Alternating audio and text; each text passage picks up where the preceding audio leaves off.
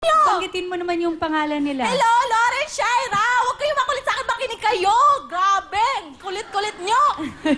Ikaw ba nagpapakain, Wilma? Opo, ako po! Pag sinusubuan mo, Ang kinakain kulit naman. po! Talaga? Ano, minsan ayaw kumain! Teka. Pag makulit, anong ginagawa mo? Minsan po, ano ka ba? Ayaw mo bang kumain? Sige, susumukit sa mama mo. Papaluin ka talaga nun. Gaganon po. nakikinig naman. Minsan po nakikinig, minsan hindi. Oo. Tapos, si Ate Wilma na po ang kumain ng ulam ng kanyang alaga. Eh, natural ako na po itong katawan eh. Ay, okay. Dati na po. Sexy ka naman, Oh, Ate Wilma. yes. Yes. At syempre, Ate Wilma, yung message mo naman kay Ma'am Day. Hello po, Ma'am Day. Thank you po kasi po mabait po kayo sa akin. Tsaka kayong lahat. Sa amo ko po talaga, maraming salamat po kasi mabait kayo sa akin. Sa kuya ko, maraming salamat. Nakakaano. Wilma, nasa naman yung family mo? Yung family ko ba, nasa Leyte po talaga Oo sila. nga.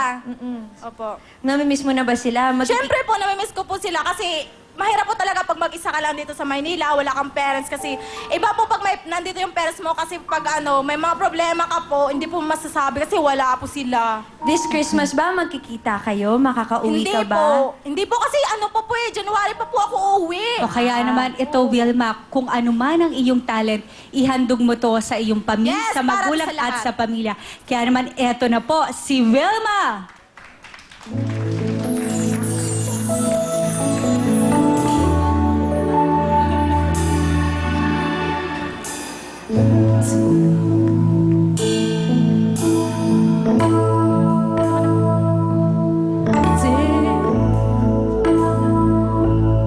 Into the arms I love, meet me like you did before.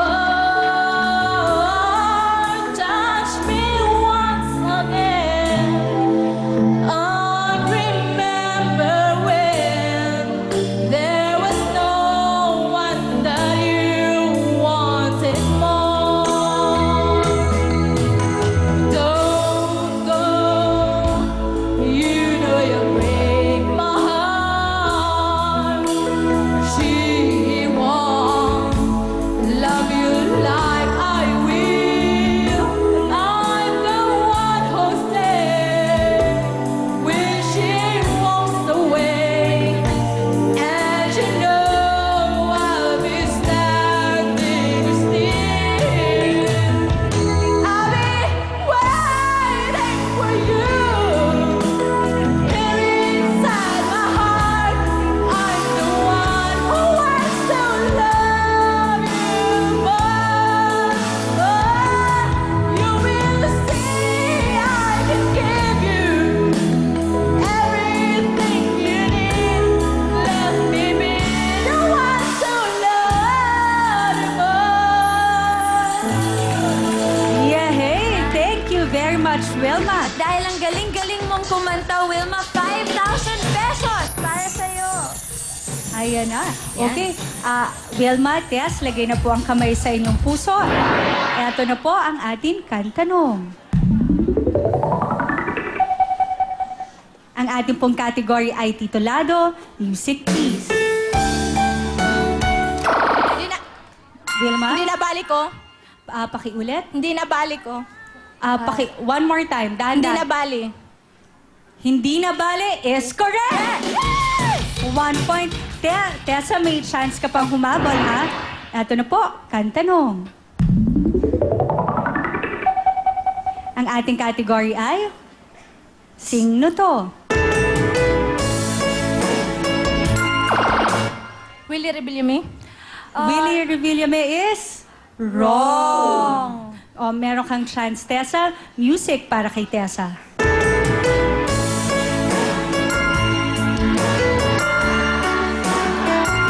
Tessa, Ages. pakiulit. Ages po. Ages is correct! Ito na. Tiebreaker na natin to. Okay, music please. Kantanong. Ang ating pong category ay titulado, Music Please.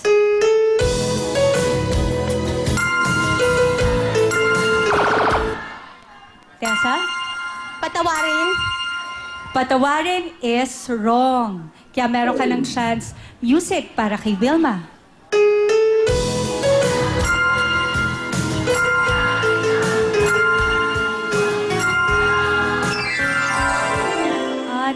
Time's up. Ang tamang sagot ay... Bakit di totohanin? Okay. Di bale, habol tayo. Kantanong. Ang ating pong category ay titulado. Music, please. Top of the world! Top of the world! is correct! Yes!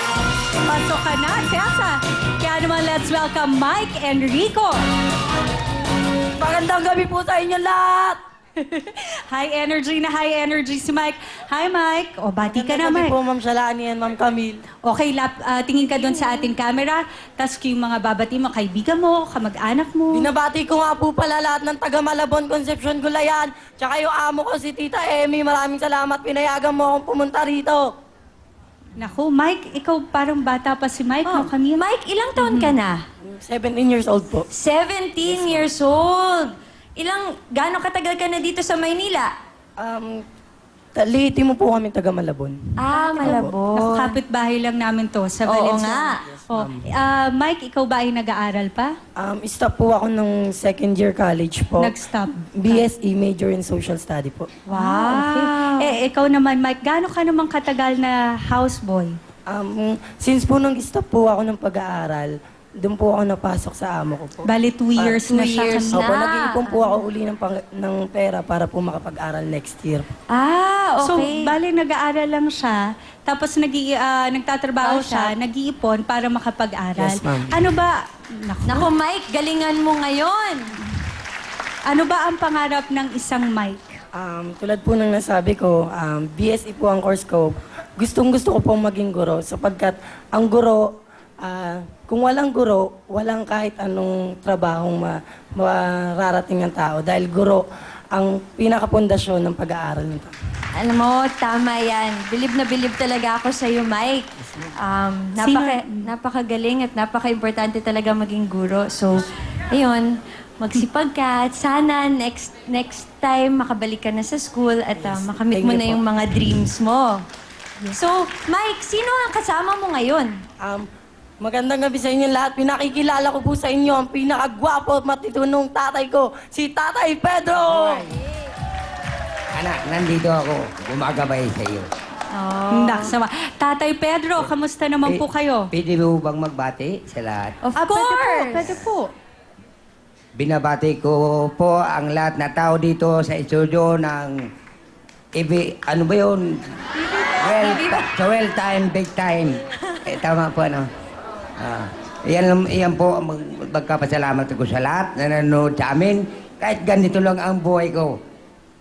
Nandyan din ang aking anak na pinaaral sana namin, hindi po namin nakaya. Kaya nagkusang loob siya, nag-anap buhay, parang ipagpatuloy niya ang kanyang pag-aaral.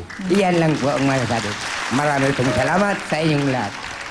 Tatay Pedro, baka may gusto pa ho kayong sabihin para kay Mike. Anak, ang masasabi ko sa iyo, desisyon mo.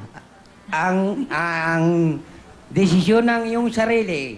Dahil sa hindi ka kaya na namin na paaralin dahil kami matanda na at may sakit ang inyong papa. Talaga? Kaya lang, sumikap ka anak dahil maaaring kaya mo na yan. Dahil malaki ka na. Gusto ko ang iyong sarili, ang iyong susundin. Dahil nakaalalay kami anak, ang tatay mo nandito, susuporta sa iyo. Hanggang dito lang po ang masasabi ko. Magandang gabi po dito sa studio ng Channel 5. Yan. Salamat, Tatay Pedro. Nako, Mike, ang Salamat po. swerte-swerte mo naman dahil may Tatay Pedro ka na talagang nagmamahal at nagsusuporta sa'yo. Ano naman ang masasabi mo kay Tatay Pedro? Sa lahat ng sakripisyong ginawa niyo sa amin, nagpapasalamat ako. Kahit hindi niyo po ako mapag-aral ng college, pipilitin ko po makapagtapos dahil gusto ko po ang pangarap ko maihang kayo sa buhay.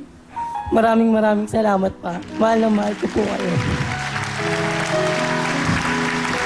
Maraming salamat, anak. Kahit ganito ako, abang nabubuhay ako, nakanda sana akong magsuporta. Ngunit hindi ko na kaya dahil ako'y may diferensya ang buhay ko. Pero anak, nakasalalay ako. Ang ganang buhay ang iyong ama. Tutulong ako. Galing yung Tatay Pedro. Yan ang Maraming tatay. Salamat, Tatay Pedro.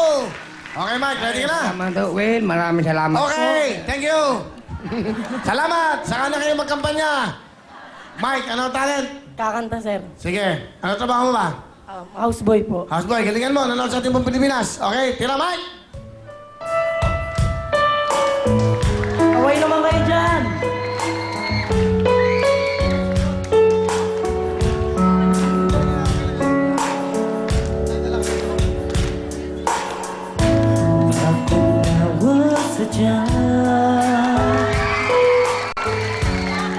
Di ko na kumuho the innocent.